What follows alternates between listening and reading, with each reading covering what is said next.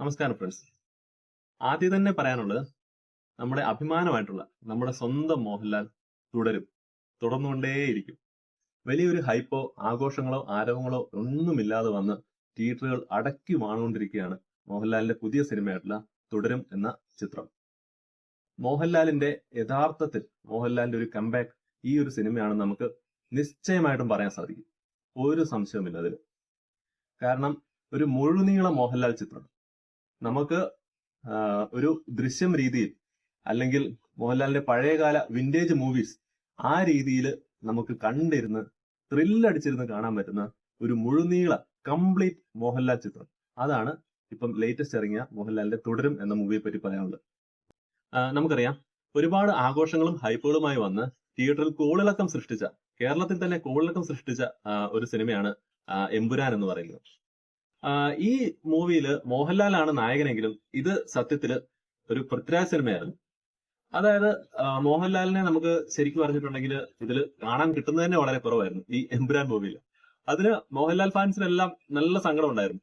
മോഹൻലാൽ ഫാൻസിന് മാത്രമല്ല, ഒരു മോഹൻലാലിന്റെ ഒരു പെർഫോമൻസ്, ഒരു ബ്രില്യൻ പെർഫോമൻസ് കാണാൻ ആഗ്രഹിച്ചിരുന്ന ഒരുപാട് ആളുകൾക്ക് കുറെയൊക്കെ നിരാശ ഉണ്ടാക്കിയ ഒരു സിനിമയാണ് എമ്പുരാൻ. എന്താണെന്ന് വെച്ചാൽ, മോഹൻലാലിന് ശരിക്കും പറഞ്ഞാൽ അതിൽ അഭിനയിക്കാൻ എന്തെങ്കിലും ഉണ്ടായിരുന്നോ എന്ന് ചോദിച്ചാൽ എന്റെ അഭിപ്രായത്തിൽ ഇല്ലായിരുന്നു എന്നാണുള്ളത്. ഒരു കുറച്ച് ഫൈറ്റ് സീൻസ് ഒക്കെ ഒഴിച്ചു കഴിഞ്ഞാൽ പ്രത്യേകിച്ച് അതിനകത്തൊരു അഭിനയം മോഹൻലാലിന്റെ ഭാഗത്തുനിന്ന് കാഴ്ചവെക്കാനുള്ള ഒരു സ്റ്റോറി ഒന്നും അതിനകത്ത് ഉണ്ടായിരുന്നില്ല. അത് ശരിക്കും പൃഥ്വിരാജിന്റെ ഒരു സ്റ്റോറിയാണ് ആ സിനിമയിൽ കാണിക്കുന്നത്, ആ സിനിമയുടെ കഥ അനുസരിച്ച്. മൂവി മേക്ക് ചെയ്തിരിക്കുന്നത് ബ്രില്യന്റ് ആയിട്ട് തന്നെയാണ്. പക്ഷെ എങ്കിലും മോഹൻലാലിന് എന്തെങ്കിലും അഭിനയിക്കാൻ ഉണ്ടായിരുന്നോ എന്ന് ചോദിച്ചാൽ ഞാൻ പറയും അങ്ങനെ കാര്യമായിട്ടൊന്നും ഇല്ലായിരുന്നു എന്നുള്ളത്.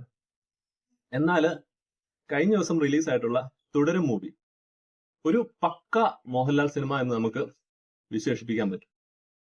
തുടരും എന്ന മൂവിയിൽ മോഹൻലാൽ എന്ന ആ ഒരു അഭിനേതാവിന്റെ അഭിനയിക്കാനുള്ള ആ ഒരു റേഞ്ച്, അദ്ദേഹത്തിന്റെ റേഞ്ച് എത്രമാത്രം വലുതാണ് അല്ലെങ്കിൽ എത്രമാത്രം ഗ്രേറ്റ് ആണെന്നുള്ളത് വ്യക്തമാക്കിയിട്ട് നമുക്ക് മനസ്സിലാക്കി തരുന്നതാണ് ഈ തുടരും എന്ന സിനിമ. ഒരു പെർഫെക്റ്റ് മോഹൻലാൽ സിനിമ. ആദ്യം മുതൽ അവസാനം വരെ നമുക്ക് കണ്ടിരിക്കാൻ, അതായത് ഒരു മോഹൻലാൽ സിനിമ ആഗ്രഹിച്ച് ചെല്ലുന്ന ഒരു പ്രേക്ഷകന് മനസ്സ് നിറഞ്ഞ് കണ്ടിരിക്കാൻ സാധിക്കുന്ന ഒരു പക്ക പെർഫെക്റ്റ് ബ്രില്യന്റ് മോഹൻലാൽ സിനിമ. അത് തന്നെയാണ് തുടരും മൂവി. ഇപ്പൊ നമുക്ക് കാണാൻ സാധിക്കുന്ന ഒരു കാഴ്ച എന്താന്ന് വെച്ചാല്, മോഹൻലാലിന്റെ ഒന്നോ രണ്ടോ സിനിമകൾ ഒന്ന് ഫ്ലോപ്പ് ആയി കഴിഞ്ഞാൽ, കുറച്ചൊന്ന് പുറകോട്ട് പോയി കഴിഞ്ഞാൽ അദ്ദേഹത്തെ കടന്നാക്രമിക്കുകയാണ്. സോഷ്യൽ മീഡിയ ആയാലും കൊള്ളാം, എല്ലാരും കൂടെ ചേർന്നിട്ട് അദ്ദേഹത്തെ കടന്നാക്രമിക്കുന്ന ഒരു കാഴ്ചയാണ് നമുക്ക് കാണാൻ സാധിക്കുന്നത്. അദ്ദേഹത്തെ പല രീതിയിലും ടാർഗറ്റ് ചെയ്യുകയാണ്, ഡീഗ്രേഡ് ചെയ്യാൻ പല രീതിയിലും ശ്രമിക്കുകയാണ്.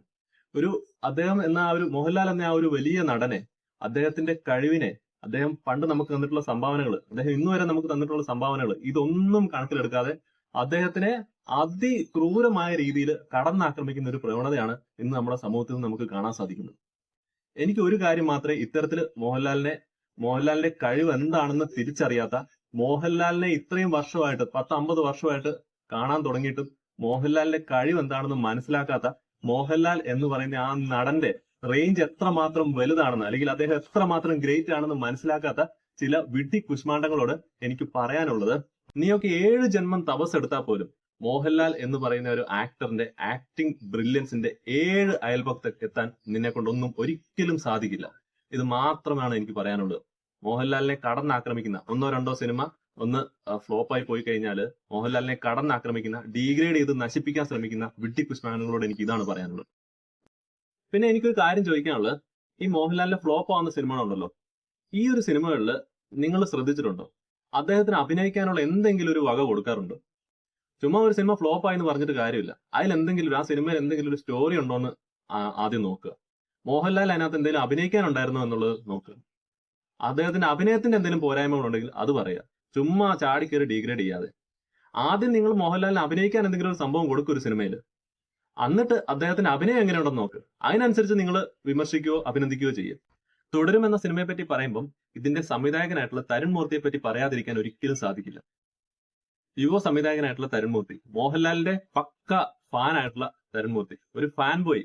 ആ ഫാൻ ബോയ് അദ്ദേഹത്തിന് തുടരും എന്ന സിനിമയിലൂടെ നൽകിയിരിക്കുന്നത് വിന്റേജ് ലാലേട്ടൻ എന്ന് പറയുന്ന ആ പഴയ ലാലേട്ടന്റെ ഒരു തിരിച്ചുവരവ് തന്നെയാണ്. അതിനകത്ത് ഒരു സംശയമില്ല.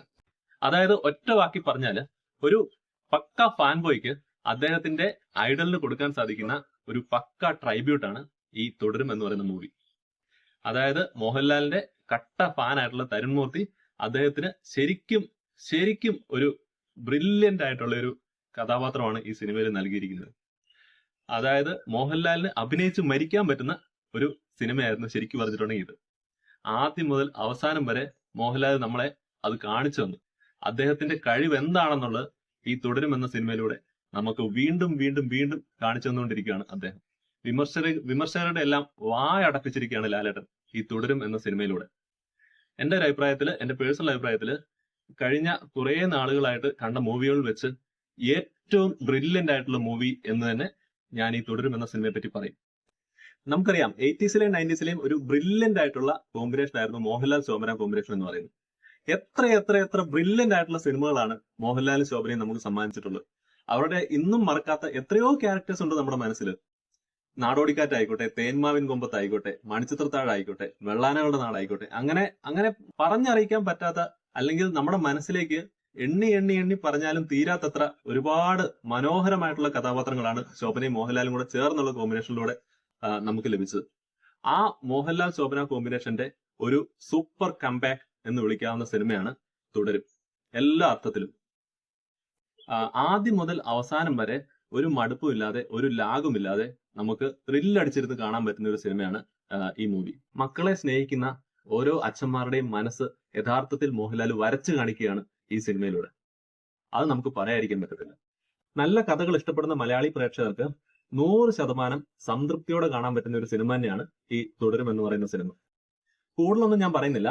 ഇനി നിങ്ങൾ എല്ലാവരും തിയേറ്ററിൽ പോയിട്ട് സിനിമ കാണുക, അത്രേ പറയാനുള്ളൂ.